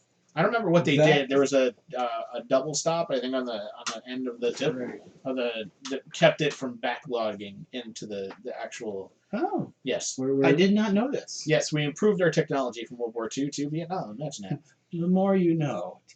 So they end up going down into the tunnels. Don't make me pull out the G.I. Joe ones. They go down to the tunnels. Body massage. Maybe I'll put that in the show notes. So people are like, what are they talking about? I'll let you figure that out. You go watch all the G.I. Joe PSAs that Gary gave to us. That's all I'm going to say. So, they go down into the tunnels, and at this point, Mandalorian's looking for help from the other Mandalorians, so they're searching all around. He's still worrying about how they need to, let him die. Meanwhile, IG-11, while everybody went down in the tunnels, helped him out by spraying Bacta on his head. I'm glad they made a reference to the Bacta spray. And he took his helmet off, too. And took his helmet off. So we finally got to see Pedro Pascal, pretty old Pedro. He was pretty scarred up, too. He was fairly well beaten. And so we get down in the tunnels, we look for the new Mandos, and we find our pile of... But I do like the one line that IG-11 told him. Go ahead. You have a malfunction in your CPU. Yes, yeah. Your central neural harness, I believe is what he said. Yeah, which is basically the skull, the base of his skull. You mean my brain? Yeah, my brain. That was supposed to make you feel at ease. Right. So they go down the tunnel and they find the discarded pile of armor that's, we won't talk about that, but there's a controversy behind that armor. If you don't know what I'm talking about, go Google that. It's out there. Apparently, some of the helmets and stuff were recast, if you didn't know that.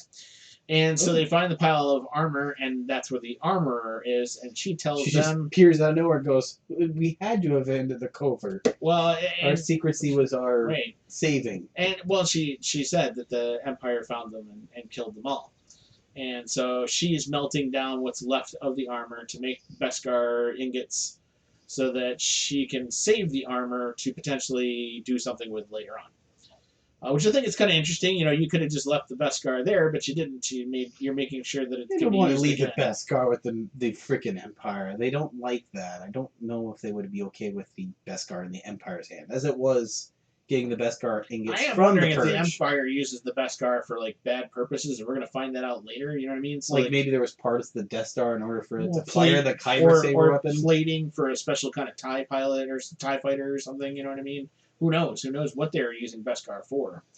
So she's maybe she's melting down this Beskar, and she decides she's talking to Mandalore and talking about the Mandalorians themselves. She decides to make him a new sigil. I thought she said signet. Signet. But she also told him that he has to take George's people. Correct. Yes. Until George is returned to his people, he's basically now the father of this child until he is of age or George return to his people. You are responsible for him.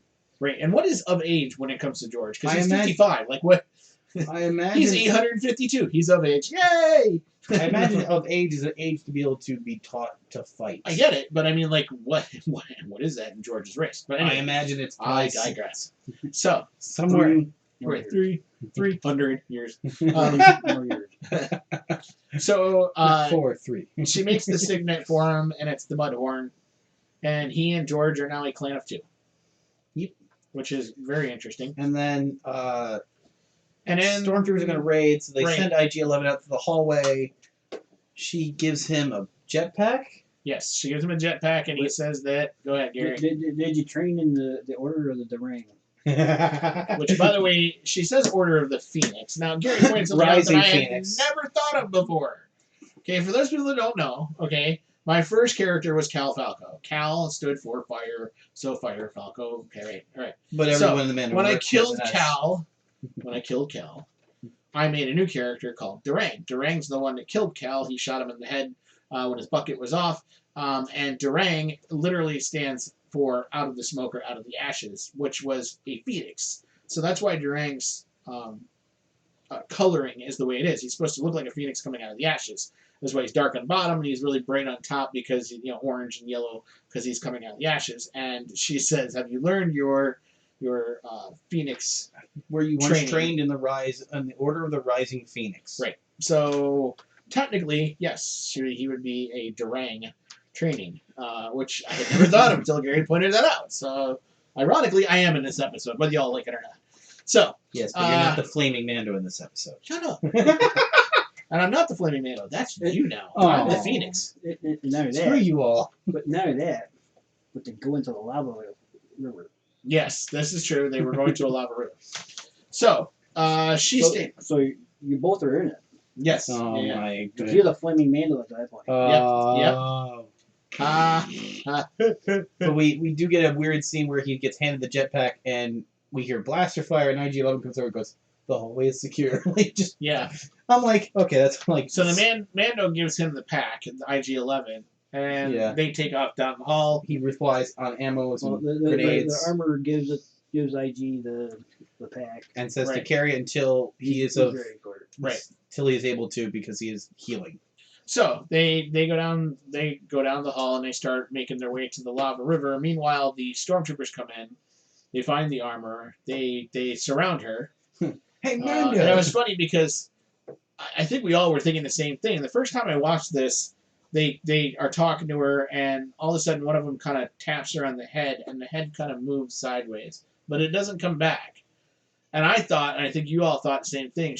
I thought she wasn't in the armor. Like she was. I thought you left the armor to leave. Right, like she left the armor there as a distraction, and she was gonna blast them from somewhere else. I was thinking she was gonna flee and just leave the armor there to be a distraction. And sure enough, she just stands up and does the biggest butt I've ever seen in my life.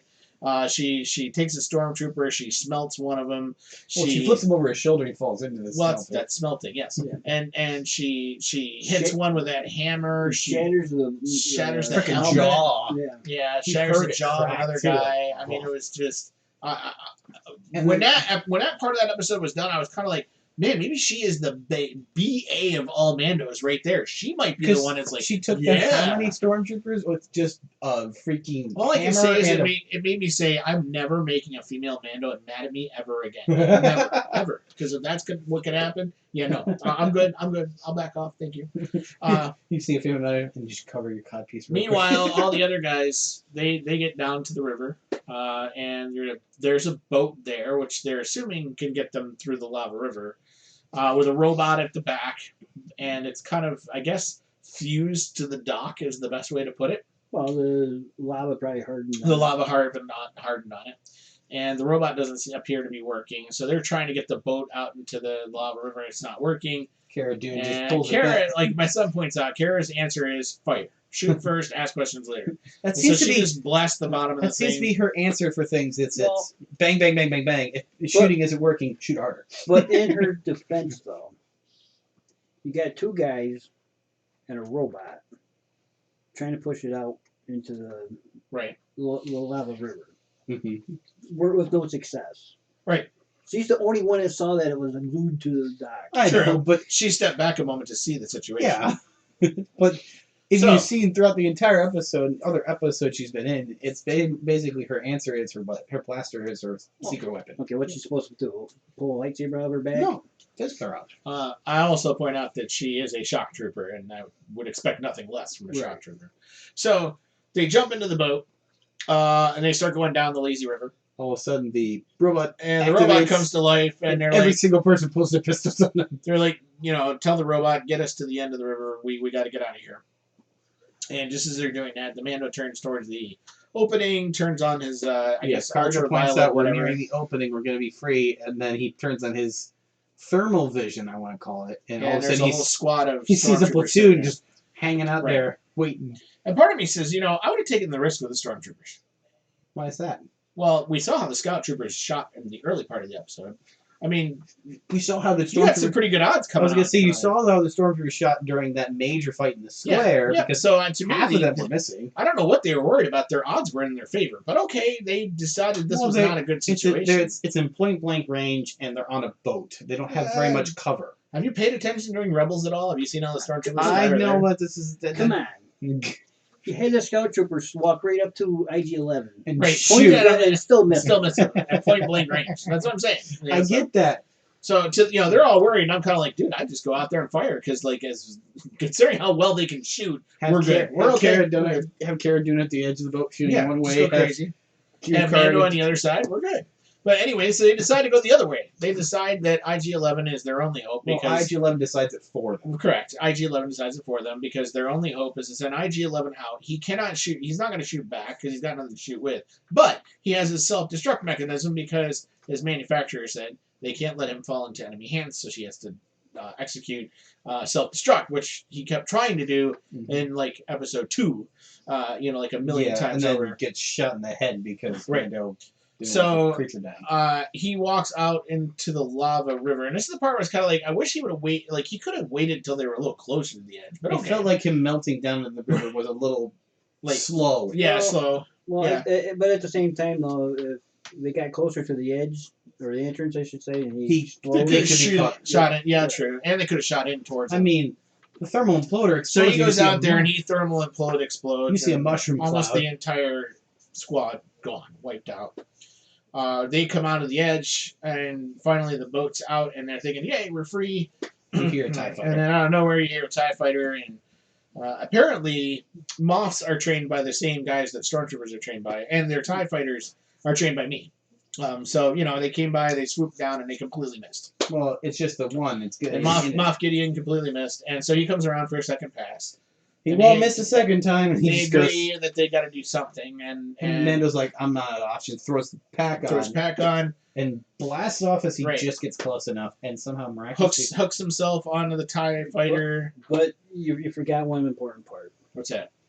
The Moth and the Mando locked eyes. Oh yeah, they did. Yeah, you had that stare down, like they knew there was going to happen between the two of them. Well, and then I loved Creed's response too. Is just have the George do his little hand thingy, and George is going. He's like Waves goes. So again, another moment where there's some good comedy thrown in the middle of a very tense situation. So the Mando hooks himself on. He blows off the one wing. Well, he first tries to use a charge shot, and he gets blown back and drops it. Again, I'm just conjecturing here. Blows off the one wing.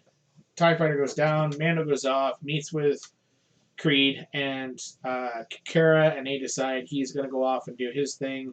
They're going to stay here on the planet, rebuild the guild, and Mando goes to the Razor Crest, and they take off. And he buries Quill. And meanwhile, the big kind of, I guess the teaser, I don't know what you want to call it, as the ship takes off. As the ship's taking off, all of a sudden, as Jawas are picking up pieces from the TIE fighter, a Darksaber cuts through the TIE fighter, and out comes Moff Gideon, and now we know Moff Gideon has the Darksaber. The one and only Darksaber that only Mandos are supposed to have, and only ruling Mandos are supposed to have. And so that kind of left everything on a gigantic cliffhanger, as it were, for season 2. And then it's all of a sudden I think I got it all right. Yeah. I think I missed too much. The only thing you missed was there was a couple Jawas I saw that were saying ship. Okay. No, there's 2 Jawas that go, who is that masked man? And he rides away on Tonto. So, away. So, what was your guys' favorite part of this episode? IG-11 had to be the best part. He, though we had these tense moments where we didn't know if we were going to win, IG-11 just appears out of nowhere and just talks blunt. Very much like, the hallway is secure for the moment. Like, you'd expect that of a robot, but this is where it was perfectly placed in the right place. He seems to have some humor for a robot, and that's kind of surprising. Gary, what was your favorite part? The armor and Gideon when he was walking through all the firefight. You're not getting shot, yeah. Well, just not even reacting to anything going on around him. Being Stonewall Jackson. Just looking straight at the Mando, and that was his whole determined.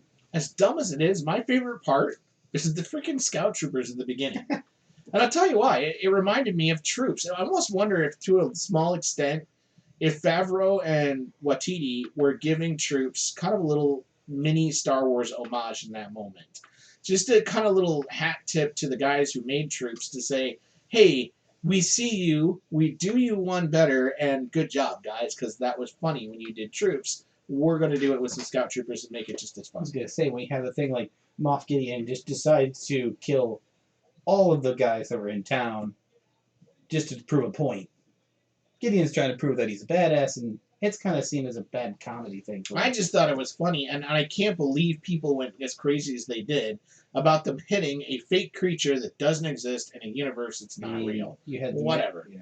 It was funny, and I'm sorry, but Jason Sudeikis should not have gotten hate mail for that. Number one, and number two, it was funny. I'm sorry, I don't care who you are. That was funny, and you need to all get over yourselves if you think you're going to take it that seriously. It was a fairly serious episode, but it needed some of that humor injected into it to kind of break it up. Otherwise, this whole episode could have seemed very heavy from beginning to end. Otherwise, gloom and doom. Right, gloom and doom, and you had to break that gloom and doom up just a little. It would have felt a bit too much of Dark Knight-esque. Right, like if you take all the humor out of all the little parts of this episode, it would be just way too dark. It would have reminisced of a Dark Knight Rises comic book. Yeah, would have felt like that. Or something worse. Is there anything that could have been improved on this episode? They didn't have to kill IG-11. Yeah. I agree. It's kind of hard to see IG-11 go, and now I'm kind of like, now we're missing that character later on. He was kind of a cool character. I was actually kind of starting to enjoy IG-11. Well, not only that, but he also brought, I guess, the humanity out of Mando. Yeah, true. Because he hated droids until... Yeah, all of a sudden he had to trust a droid. Right. Yeah, I agree with you. It wasn't necessarily anything. I was a little sad to see Quill go too. I hate to say that, but I was kind of hoping. Episode 2. I know, but I was kind of hoping to see Quill make it through into season 2. I really was. So I'm a little sad to see both of them go. I kind of agree with you on that one, Gary. Any other things that you guys didn't like about this episode? And this might be just nitpicking. I feel like the amount of troops that was from the last episode to this episode diminished. Yeah, I felt like there were less guys in the square for some reason. When the square thing happened and he launches the bike, I swear he takes out 10 guys with the bike. Yep. And then there's only like 10 guys left. If you had, it looked like 30. Right.